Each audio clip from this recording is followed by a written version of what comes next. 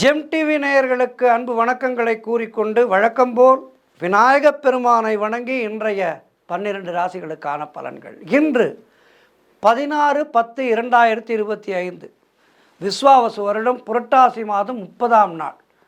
சூரிய உதயம் காலை 5:59 சூரிய அஸ்தமனம் மாலை 5:49 இன்றைய ஆதிக்க கிரகம் குரு பகவான். நாம் வழிபட வேண்டிய தெய்வம் தட்சிணாமூர்த்தியை வழிபட வேண்டும். நமக்கு நல்ல ஞானத்தை அருள்பவர் தட்சிணாமூர்த்தி. தட்சிணாமூர்த்தியை இன்றைய நாளிலே வழிபட வேண்டும். ராகு காலம் மதியம் 1:30 முதல் 3 வரை, யமகண்டம் காலை 6 முதல் 7:30 வரை, குளிகை நேரம் காலை 9 முதல் 10:30 வரை. இன்றைய சுபகோரை சூரிய கோரை நேரம் காலை 8 முதல் 9 வரை. இந்த நேரத்திலே அரசு சம்பந்தப்பட்ட காரியங்களை தொடங்கலாம். மேலதிகாரிகளிடம் ஏதேனும் காரியம் சாதிக்க வேண்டியிருந்தால் இன்றைய நாளிலே இந்த நேரத்திலே முயற்சி செய்தால் அது நல்ல ஒரு வெற்றியை தேடித்தரும். அதேபோல் பணியிட மாற்றத்திற்காக முயற்சி செய்வதாக இருந்தால் இந்த நேரத்திலே உங்களுடைய அதிகாரிகளை சந்தித்து பேசலாம். இப்படி இவற்றையெல்லாம் சாதித்து கொள்வதற்கான அருமையான கோரை. கவனமாக இருக்க வேண்டிய கோரை சனி கோரை. மதியம் 12 முதல் 1 வரை இந்த நேரத்திலே அமைதி காக்க வேண்டும். எந்த விதமான முக்கியமான முடிவுகளையும் எடுக்கக்கூடாது. இன்றைய நட்சத்திரம் இன்று மாலை 5:08 வரை ஆயில்யம், அதன் பிறகு மகம் நட்சத்திரம். இன்றைய திதி இன்று மதியம் 2:38 வரை தேய்பிறை தசமி, அதன் பிறகு ஏகாதசி திதி. இன்றைய சந்திராட்டமம் தனுசு ராசிக்கு சந்திராட்டமம் மாலை வரை இருக்கின்றது. உத்திராடம் நட்சத்திரக்காரர்கள் இன்றைய நாளிலே கருப்பு நிற ஆடைகளை அணிவதை தவிர்ப்பது நல்லது. தொடர்ந்து நாம் காண இருப்பது 12 ராசிகளுக்கான பலன்களை.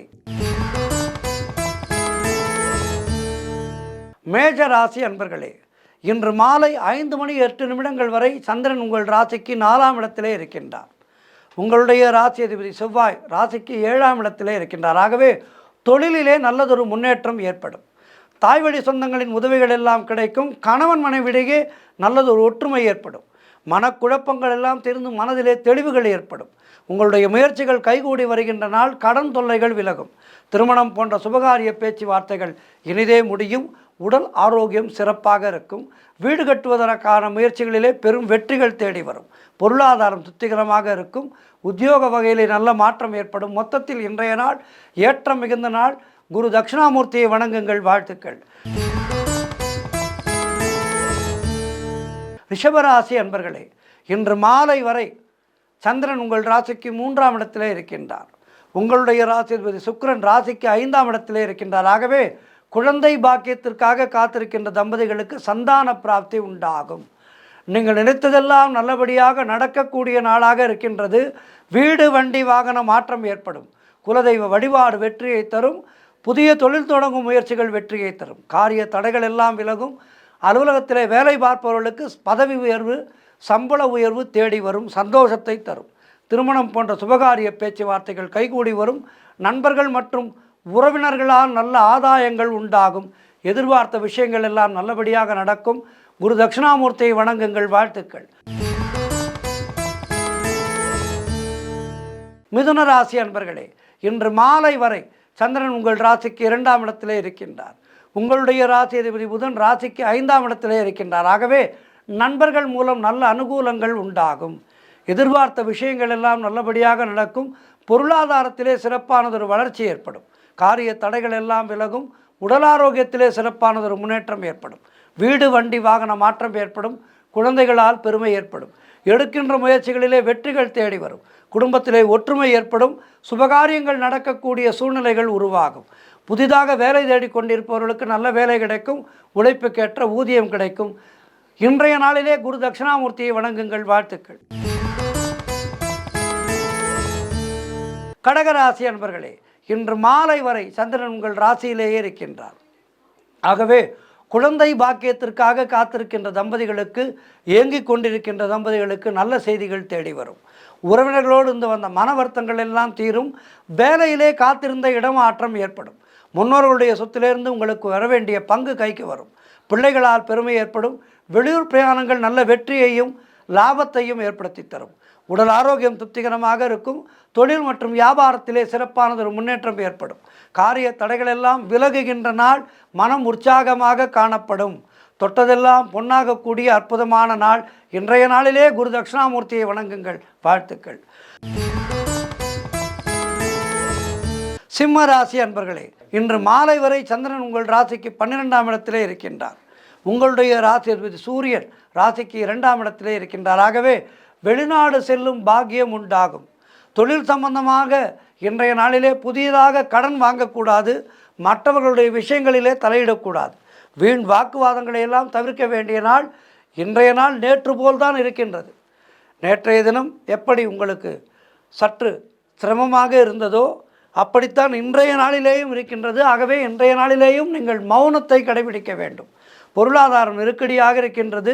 உத்தியோக உயர்வு, பணியிட மாற்றம் போன்றவை ஏற்படும் என்றாலும் உடல் ஆரோக்கியத்திலே எச்சரிக்கையாக இருக்க வேண்டும். மொத்தத்தில் இன்றைய நாள் இறை வழிபாட்டிலே அதிக கவனம் செலுத்த வேண்டிய நாள். குரு தட்சிணாமூர்த்தியை வணங்குங்கள். வாழ்த்துக்கள்.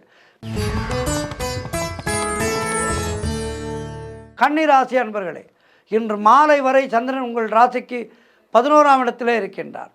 உங்களுடைய ராசி அதிபதி புதன் ராசிக்கு 2ஆம் இடத்திலே இருக்கின்றார். ஆகவே பழைய பாக்கிகள் வசூலாகும். காரிய வெற்றிகள் உண்டாகும். பூர்வீக சொத்தில் இருந்து வந்த பிரச்சனைகள் எல்லாம் விலகும். கூட்டு தொழிலிலே நல்ல லாபங்கள் கிடைக்கின்ற நாள். உறவினர்களோடு இருந்து வந்த மன வருத்தங்கள் எல்லாம் தீரும். இன்றைய நாளிலே உங்களுக்கு சிறப்பாக இருக்கின்றது. அலுவலகத்திலே இருந்து வந்த நெருக்கடிகள் குறையும். கடன் பிரச்சனைகள் தீரும். அதற்கு ஒரு நல்ல முடிவு கிடைக்கும். பொருளாதாரம் உயரும். திருமணம் போன்ற சுபகாரிய பேச்சுவார்த்தைகள் இனிதே முடியும். பிள்ளைகளால் பெருமை ஏற்படும். வாழ்க்கை துணையால் மகிழ்ச்சி உண்டாகும். உங்களுடைய வயதுக்கேற்ப நன்மைகள் நடக்கின்ற நல்ல நாள். இன்றைய நாளிலே குரு தட்சிணாமூர்த்தியை வணங்குங்கள். வாழ்த்துக்கள். துலாம் ராசி அன்பர்களே, இன்று மாலை வரை சந்திரன் உங்கள் ராசிக்கு 10ஆம் இடத்திலே இருக்கின்றார். உங்களுடைய ராசி அதிபதி சுக்கிரன் ராசிக்கு 12ஆம் இடத்திலே இருக்கின்றார். ஆகவே தாய் வழி சொத்துக்கள் கைக்கு வரும். வீடு, வண்டி, வாகன மாற்றம் ஏற்படும். நினைத்ததெல்லாம் நல்லபடியாக நடக்கக்கூடிய நாளாக இருக்கின்றது. உத்தியோகத்திலே பதவி உயர்வு, சம்பள உயர்வு போன்றவை கிடைக்கும். நண்பர்கள், உறவினர்களால் நல்ல ஆதாயங்கள் உண்டாகும். உங்களுடைய முயற்சிகள் எல்லாம் வெற்றியாகின்ற நல்ல நாள். முன்னோர்களுடைய ஆசீர்வாதம் பரிபூர்ணமாக கிடைக்கும். தொழிலிலே நல்ல வளர்ச்சி ஏற்படும். பணப்பற்றாக்குறை தீரும். குழந்தைகளால் மகிழ்ச்சி ஏற்படும். வீட்டிலே சுபகாரியங்கள் நடைபெறக்கூடிய நல்ல நாள். எல்லா வகையிலும் ஏற்றமும் மாற்றமும் மிகுந்த நாளாக இருக்கின்றது. இன்றைய நாளிலே குரு தட்சிணாமூர்த்தியை வணங்குங்கள். மேலும் நற்பலன்களை பெறுங்கள். வாழ்த்துக்கள். விருச்சிக ராசி அன்பர்களே, இன்று மாலை வரை சந்திரன் உங்கள் ராசிக்கு 9ஆம் இடத்திலே, உங்களுடைய ராசி அதிபதி செவ்வாய் ராசிக்கு 12ஆம் இடத்திலே இருக்கின்றார். ஆகவே உங்களுடைய முயற்சிகள் எல்லாம் கைகூடி வரும். வேலை தேடிக்கொண்டு இருப்பவர்களுக்கு நல்ல வேலை கிடைக்கும். நீண்ட நாட்களாக எதிர்பார்த்திருந்த விஷயம் ஒன்று இன்றைய நாளிலே நல்லபடியாக முடியும். கடன் பிரச்சனைகள் தீரும். கணவன் மனைவிக்குள் இருந்து வந்த பிரச்சனைகள் எல்லாம் சரியாகும். பொருள் வரவும் தனலாபமும் அதிகரிக்கின்ற நாள். திடீர் அதிர்ஷ்டங்கள் சிலருக்கு தேடி வரும். தந்தை உறவு வழியிலே நல்ல அனுகூலங்கள் உண்டாகும். தொழில் மற்றும் வியாபாரத்திலே சிறப்பானதொரு முன்னேற்றம் ஏற்படும். நல்ல வளர்ச்சி ஏற்படும். திருமணம் போன்ற சுபகாரிய பேச்சுவார்த்தைகள் கைகூடி வரும். உடல் ஆரோக்கியத்திலே நல்ல முன்னேற்றம் ஏற்படும். வேலையில் பிரச்சனைகள் எல்லாம் சரியாகும். மொத்தத்தில் சிறப்பான நாள். குரு தட்சிணாமூர்த்தியை வணங்குங்கள். வாழ்த்துக்கள். தனுசு ராசி அன்பர்களே, இன்று மாலை வரை சந்திரன் உங்கள் ராசிக்கு 8ஆம் இடத்திலே இருக்கின்றார். இன்று மாலை வரை சந்திராட்டமும் தொடர்கின்றது. ஆகவே கவனமாக இருங்கள். அதிகம் பேசாதீர்கள். இறை வழிபாட்டிலே அதிக கவனம் செலுத்த வேண்டிய நாள் இன்றைய நாள்.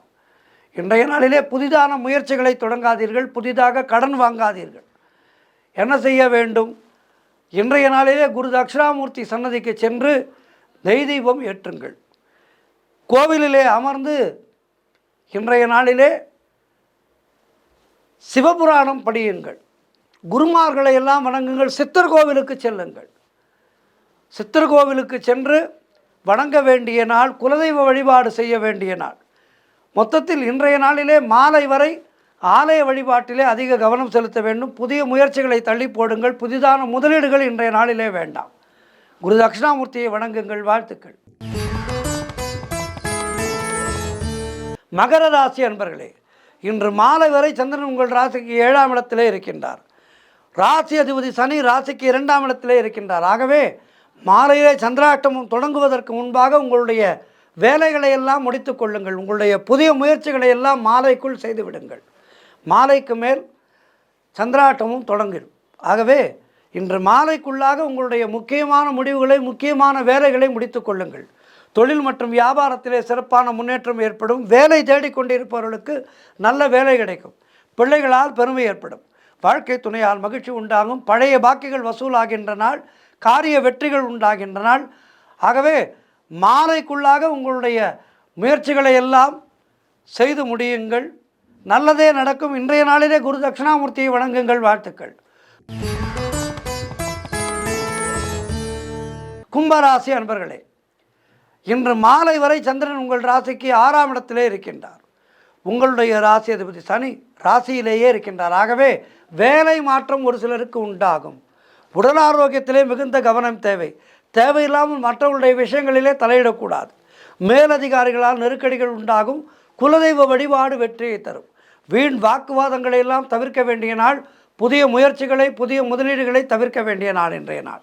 பொருளாதாரம் நெருக்கடியாக இருக்கும். ஆகவே இன்றைய நாளிலே இறை வழிபாட்டிலே அதிக கவனம் செலுத்தி இறை நாமத்தை சொல்லிக்கொண்டே இருங்கள். கோளறு பதிகம் படியுங்கள். இன்றைய நாளிலே குரு தட்சிணாமூர்த்தியை வணங்குங்கள். வாழ்த்துக்கள். இறுதியாக மீன ராசி அன்பர்களே, இன்று மாலை வரை சந்திரன் உங்கள் ராசிக்கு 5ஆம் இடத்திலே இருக்கின்றார். உங்களுடைய ராசி அதிபதி குரு ராசிக்கு 5ஆம் இடத்திலே இருக்கின்றார். ஆகவே பணவரவு அதிகரிக்கும். பொருளாதாரம் திருப்திகரமாக இருக்கும். தொட்டதெல்லாம் பொன்னாகக்கூடிய அற்புதமான நாள். கடன் பிரச்சனைகள் தீரும். அலுவலகத்திலே புதிய பொறுப்புகள் வேலை பளுவை ஏற்படுத்தும். வெளியூர் பிரயாணங்கள் வெற்றியை தரும். வேலை தேடிக்கொண்டிருப்பவர்களுக்கு நல்ல வேலை கிடைக்கும். நண்பர்கள் மூலம் நல்ல அனுகூலங்கள் உண்டாகும். மனம் உற்சாகமாக காணப்படக்கூடிய நாள். நீண்ட நாட்களாக குழந்தை பாக்கியத்திற்காக காத்திருக்கின்ற தம்பதிகளுக்கு சந்தான பிராப்தி உண்டாகும். காரிய தடைகள் எல்லாம் விலகி எடுக்கின்ற முயற்சிகளிலே வெற்றிகள் தேடி வருகின்ற சிறப்பான நாள். இன்றைய நாளிலே குரு தட்சிணாமூர்த்தியை வணங்குங்கள். மேலும் வெற்றிகளை பெறுங்கள். வாழ்த்துக்கள். 12 ராசியினருக்கும் இன்றைய நாள் சிறப்பாக இருக்க பிரார்த்திக்கின்றேன். நன்றி, வணக்கம். இன்றைய ஆன்மீக தகவல். நமோ வெங்கடேசா, நமோ திருமலேசா. திருமலையிலே ஒரு நாள் முழுவதும் இருந்தால் எத்தனையோ விசேஷங்களை கண்குளிர காணலாம். அப்படி நம்முடைய கண்களுக்கும் மனதுக்கும் நமக்கெல்லாம் ஒரு தெய்வீக சக்தியை கொடுக்கின்ற ஒரு கோவில் திருப்பதி ஏழுமலையான் கோவில் என்றால் அதிலே மாற்று கருத்தே கிடையாது. அங்கே இருக்கின்ற நடைமுறைகள் அற்புதமானவை. பூஜை நடைமுறைகள் எல்லாம் மிக மிக அற்புதமானவை. என்ன, பெருமாளை சேவிப்பதற்கு நீண்ட நேரம் காத்திருக்க வேண்டும் என்றாலும் திருமலையிலே ஒரு பொழுது இருப்பது என்பது நமக்கெல்லாம் ஒரு அற்புதமான ஒரு சக்தியை ஏற்படுத்தி கொடுக்கும். கொடுத்து வைத்திருந்தால்தான் திருமலையிலே நாம் நீண்ட நேரம் நிற்க முடியும். அதற்கே கொடுத்து வைத்திருக்க வேண்டும். நீண்ட நேரம் நின்று காத்திருந்து இந்த பெருமாளை சேவித்து கோவிந்தா என அந்த கோஷம் இடும்போது நம்முடைய எல்லா விதமான பாவங்களும் கரைந்து எல்லா விதமான கஷ்டங்களும் கரையும் என்பது 100க்கு 100 உண்மை. ஆகவே கூடியிருந்து கோவிந்த நாமத்தை சொல்வது என்பது மிகப்பெரிய பேர். திருமலையிலே சுப்பிரபாத சேவை என்ற ஒரு தரிசனம் உண்டு. இந்த தரிசனமானது விடியற்கால 2:30 மணிக்கு துவங்கும். அதற்கு 1 மணி நேரத்துக்கு முன்பாகத்தான் நடை சாற்றி கோவிலை மூடியிருப்பார்கள். 1 மணி நேரம்தான் திருமலையிலே கதவு சாத்தப்பட்டிருக்கும். பக்தர்களுக்காக நாளெல்லாம் திறந்திருக்கின்ற கோவில் இந்த திருமலை கோவில் என்றால் மிகையாகாது. திருமலையிலே 1 மணி நேரம் மட்டுமே நடை சாற்றி மீண்டும் ஆலயத்தை திறக்கின்றார்கள். இப்படிப்பட்ட இந்த திருமலையிலே முதல் தரிசனம் யாருக்கு தெரியுமா? வேதம் ஓதுகின்ற பண்டிதர்களுக்கா, திருப்பாவை பாடுகின்ற அந்த பட்டாச்சாரியார்களுக்கா, அரசனுக்கா, மந்திரிக்கா என்று பார்த்தால், படித்த மேதைகளுக்கா என்று பார்த்தால் இல்லை. இவர்களுக்கெல்லாம் முதல் தரிசனம் இல்லை.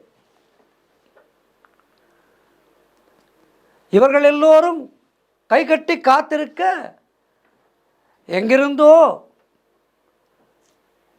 மா என்று சத்தம் கேட்கும். கூட்டம் அதிகம் இல்லை. குளிர் வீசுகின்ற ஒரு சில பக்தர்கள் அங்க பிரதட்சணம் செய்து முடிப்பார்கள்.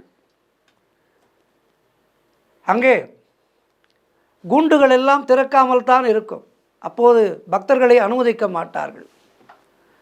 2 பெரிய கண்டாமணிகள் வாசலிலே, அருகே நந்தா விளக்கு, எதிர்ப்பக்கம் கருடன் நிற்கின்றார். அந்த கருடனோடு சேர்ந்து நாமும் தரிசனத்திற்காக கோவிந்த நாமத்தை சொல்லிக்கொண்டே காத்திருக்கின்றோம்.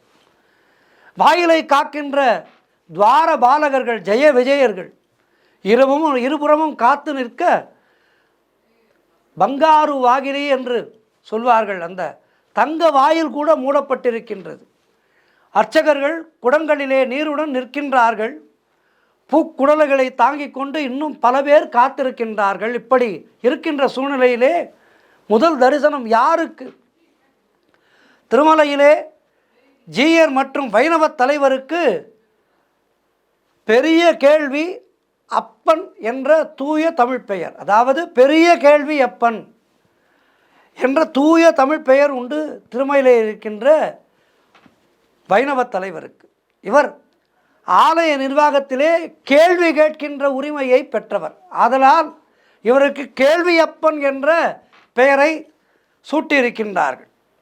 அந்த பெயரிலே தான் பதவியை உருவாக்கியிருக்கின்றார் ராமானுஜர். இந்த கேள்வியப்பர் பூட்டின் சாவியை துவாரபாலகர் அருகிலே வைத்து கதவை திறக்க முதலிலே அனுமதி பெறுகின்றார். பின்னர் அவரும் காத்திருக்கின்றார். யாருக்கு? அன்னமாச்சாரியாருடைய பூபால கீர்த்தனை அற்புதமாக இசைக்கப்படுகின்றது. தொண்டரடி பொடி ஆழ்வாருடைய தமிழ் திருப்பள்ளி எழுச்சியின் முதல் பாசுரமும் அங்கே இசைக்கப்படுகின்றது. வேறு மொழியிலே சத்தங்களோ கோஷங்களோ கிடையாது. மணிகளெல்லாம் ஒலிக்கின்றது. பேரிகையும் ஊதுகோலும் சேர்ந்து அற்புதமான ஓசைகளை எழுப்புகின்றது. அங்கே ஒரு தெய்வீக அனுபவம், தெய்வீக ஆற்றல் எழுகின்றது. காற்றிலே கலந்து அந்த நெய் தீபத்தினுடைய மனமும் பச்சை கற்பூரத்தினுடைய வாசனையும் நம்முடைய மூக்கை துளைத்து நம்முடைய மனதை தெய்வாம்சமாக்கின்றது. இதோ திருக்கதவம் திறக்கின்றது. திருக்கதவம் திறக்கின்றது. எல்லோருடைய கண்களும் பெருமாளை சேவிக்க துடியாய் துடிக்கின்றது. கோவிந்தா கோவிந்தா, ஏழுமலையா கோவிந்தா என எல்லோரும் சொல்கின்றோம். அந்த வெள்ளை திரை போடப்பட்டிருக்கின்றது. அந்த திரைக்கு பின்னால் இருக்கின்ற அந்த பெருமாள் யாருக்கு முதல் தரிசனம்? யாரோ ஒருவருக்கு தர இருக்கின்றார். யாருக்கு அந்த கண்கொள்ளா காட்சி கிடைக்கின்றது என எல்லோரும் பார்க்கின்றோம். படிக்காத பகட்டு இல்லாத ஒருவர் உள்ளே வர எல்லோரும் வழிவிட்டு ஓரமாக நிற்கின்றார்கள். யாருக்கு இப்படி ஒரு மரியாதை என்று பார்த்தால் ஒரு இடையனுக்கு. இடையனாக நின்று மகாபாரத யுத்தத்தை நடத்திய அந்த பெருமாள் ஒரு மாட்டு இடையனுக்கு, பசுவும் கன்றுமாய் ஓட்டி வருகின்ற இடையன் பொற்கதவின் முன்னே வந்து நிற்க மெல்ல திரையை விலக்கி அவன் மட்டும் இறைவனை ஆஹா ஆஹா கோவிந்தா என பார்க்கின்றான். எப்படிப்பட்ட பாக்கியம் அவனுக்கு! அவனோடு சேர்ந்து அந்த பசுவும் கன்றும் இறைவனை காண்கின்றன.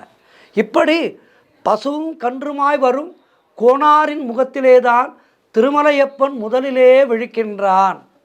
கற்றாரை யான் வேண்டேன் கற்பனவும் இனியமையும் என்று மாணிக்க வாசகர் பாடுவதுதான் இங்கே எவ்வளவு பொருத்தமாக இருக்கின்றது. இந்த பழக்கம் இன்று நேற்று அல்ல, பல நூற்றாண்டுகளாக இருந்து வருகின்ற ஒன்று. ஜாதி வித்தியாசங்கள் எல்லாம் பார்க்கப்பட்ட காலத்திலே கூட இந்த வழக்கம் நடைபெற்று கொண்டுதான் இருந்தது. கோ விந்தன், பசுவை காப்போன், உயிர்கள் என்னும் பசுக்களை எல்லாம் காத்து மேய்க்கும் நல்ல மேய்ப்பன் அந்த கோவிந்தன் அல்லவா? அதனால்தான் பசுவை காட்டி அன்றைய பணியை இறைவனுக்கே அறிவுறுத்தி செல்கின்றான் இந்த இடையன்.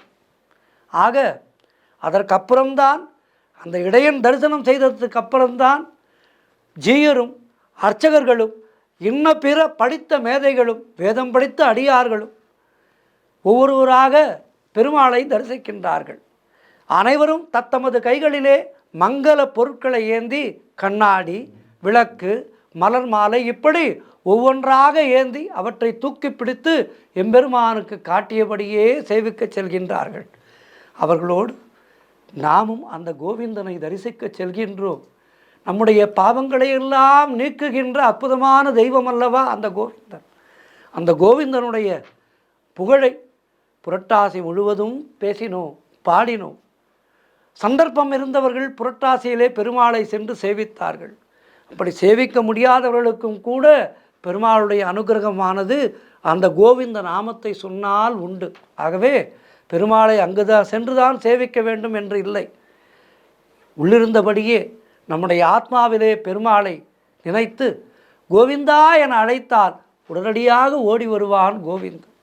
கோவிந்தா கோவிந்தா கோவிந்தா, ஏழுமலை வாசா கோவிந்தா. எல்லோரும் இன்புற்றிருக்க உன் அருளை புரிய வேண்டும். நன்றி, வணக்கம்.